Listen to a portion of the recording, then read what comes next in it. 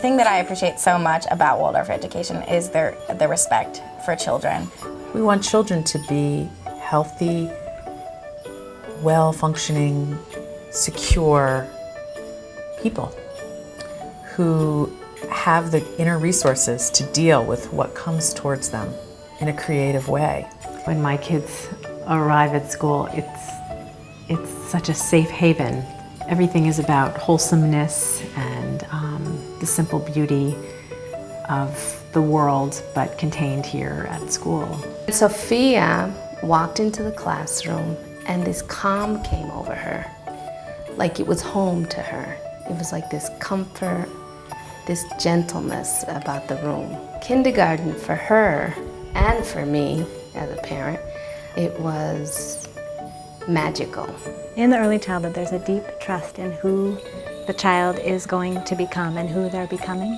And so space is made for that child. That's what can happen through free play rather than a restricted and organized set of first we do this and then we do this and then we do that. There's an earnestness to it, Waldorf education, that appropriately appreciates that zeal and love of life in children, but also the feeling that someday they're going to be adults. There's a moral underpinning to everything as well, because we have the ability to learn and to use what we learn to make the world a better place. They're not looking at it as a short span of childhood. They're looking at it as a person's entire life.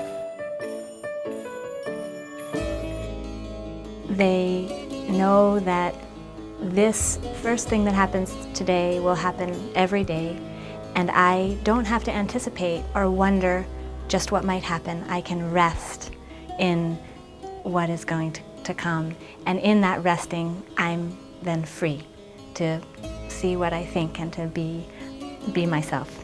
The repetition of the really small, really special, important things that really made these amazing relationships with your teachers and your friends. Then also the meals that we would help make, soup and bread. And I still love to make bread. It was never okay. Now it's time to come over here and knead the bread, or now it's time to pick up the toys, or now it's time to take out the dishes.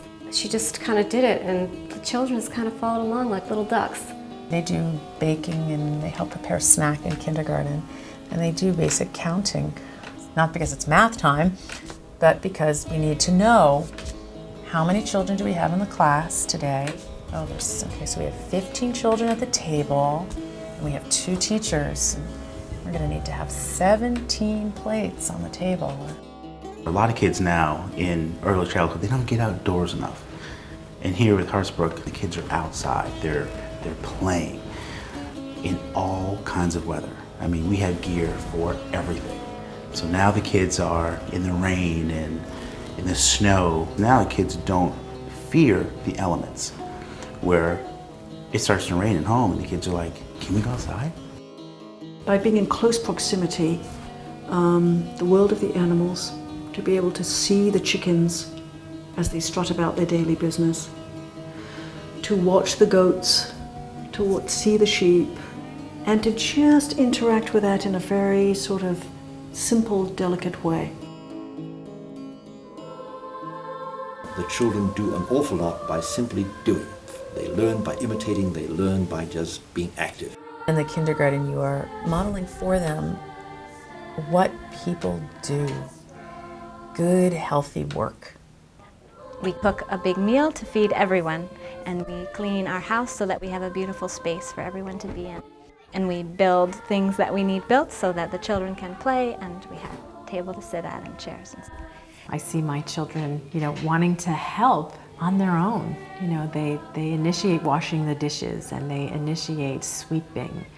And these little things, I don't have to ask. So you'll have a child beside you who is busy with whatever, they're doing to your carding wool, and they're carding wool beside you. And purposeful work is grist for the child's mill. Even if they don't act imitatively, they're not necessarily washing the laundry as you're washing the laundry. The adult is focused and concentrated in her work, and for the young child, play is their work. And they have this model beside them, and they just embody that then in their play. In play, they're given simple materials, simple scenarios, and they are creating limitless stories. One object would become many, many things, and the children all socially then involve one another in where do they go next in these stories. If you've observed a child at play, you see what one hopes to have as a human adult capacity, which is to be completely focused and enlivened in what you're doing and fulfilled